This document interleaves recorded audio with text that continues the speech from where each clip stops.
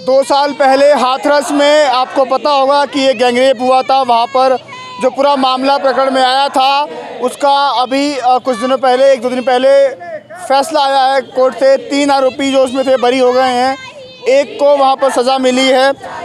लेकिन जो सज़ा मिली है उसको लेकर के समाज के कुछ लोग हैं जो खुश नहीं हैं उस न्याय से। साफ देख सकते हैं कि बनारस में हाथरस का दोषी कौन है, उसको लेकर के यहाँ पर एक आंदोलन हो रहा है, एक मांग चल रही है कि जो न्याय है उससे ये लोग खुश नहीं हैं। क्या नाम है आपका? मेरा नाम नीति है और बनारस के रहने वाले हैं। न्यायालय है उसने फैसला दे दिया है, 3 बरी हो गए हैं, एक को सज़ा सुनाई गई है, तो न्याय से खुश नहीं हैं आप लोग?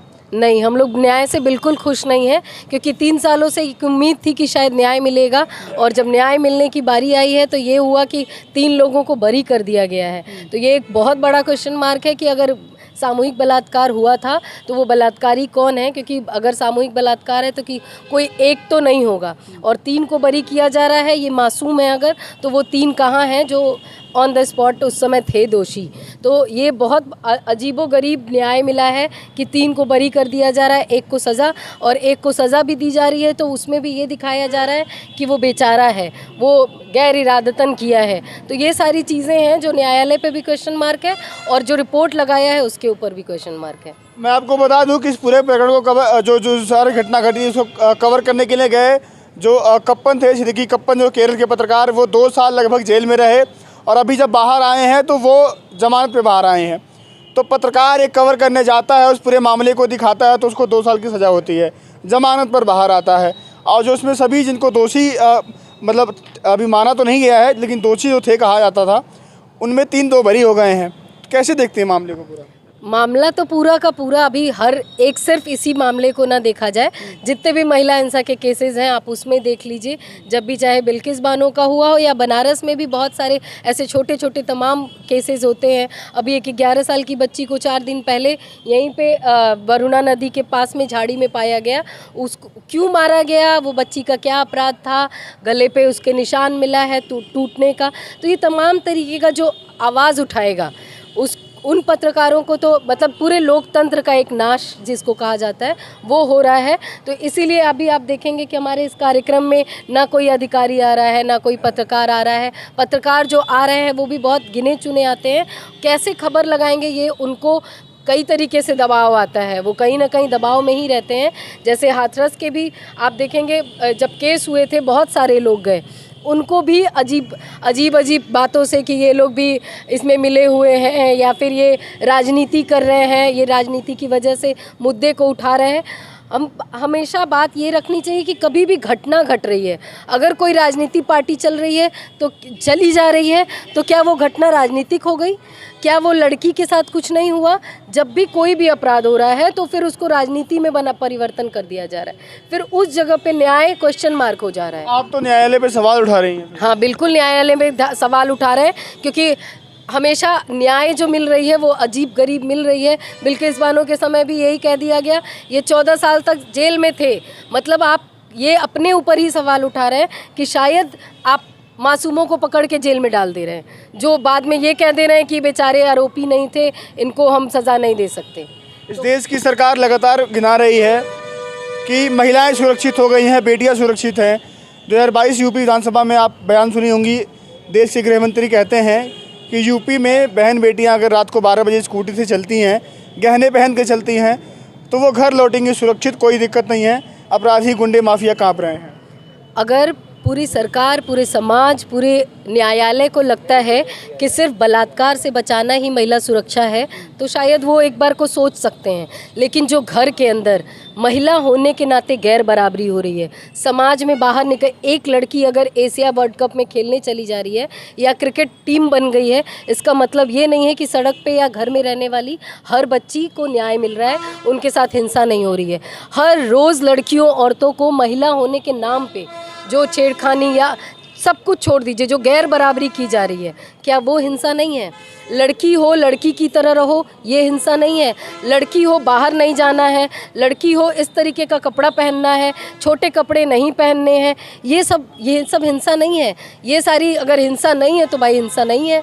लेकिन हम लोग ये मानते हैं कि महिला होने के नाते जो गैर बराबरी आए दिन परिवार में, चाहे वो माँ बाप के द्वारा किया जा रहा हो या समाज में समाज के द्वारा किया जा रहा हो, ऑटो में चल रहे हैं, किसी भी लड़की को सेफ्टी से वो बैठ रही है कि नहीं, वो घर तक जा पा रही है, लंका से हम सारनाथ सेफ्टी से आ पा रहे हैं कि नहीं, ये सब अगर सेफ्टी के उसमें नहीं आता है, दायरे में नहीं आता है, तो भाई सेफ़ है।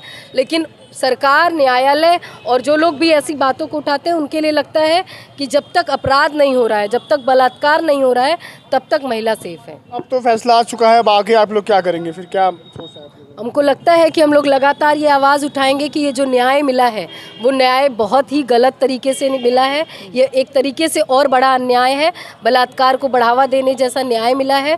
अगर बलात्कारी ऐसे खुलेआम घूमते रहेंगे तो फिर क्या न्यायालय और क्या न्याय। तो हम लोग लगातार आवाज़ उठाएंगे। आपका क्या नाम है? शालिनी। आपका क्या मांग है, किस मामले को पूरा कैसे देखती हैं? मुझे लगता है कि फिर से इस पे जांच बैठानी चाहिए, और अगर वो कह रहे हैं कि घटना हुई है लेकिन बलात्कार नहीं हुआ है, तो घटना किसने की है, ये भी एक सवाल है।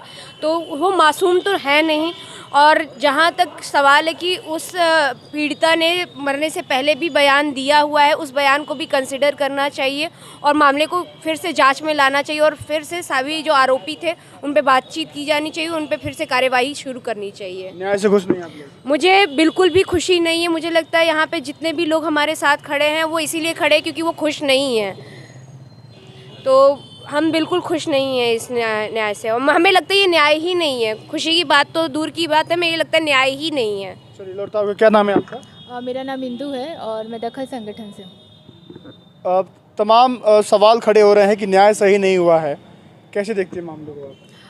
मामले को तो देखने के लिए सच में देखना चाहिए, क्योंकि लगातार इधर जो भी जजमेंट आ रहे हैं सब में कुछ ना कुछ इस तरीके की आप पूरी रिपोर्ट पढ़िए तो आपको लगेगा कि क्या जज भी सो रहे थे, पुलिस प्रशासन सो रही थी, और जज जब आप जजमेंट दे रहे तो क्या आप पुलिस से, प्रशासन से सवाल नहीं कर रहे हैं कि 2 साल आप कहाँ थे, कि आपने ये रिपोर्ट लगा दिया कि 3 लोग उसमें शामिल नहीं थे।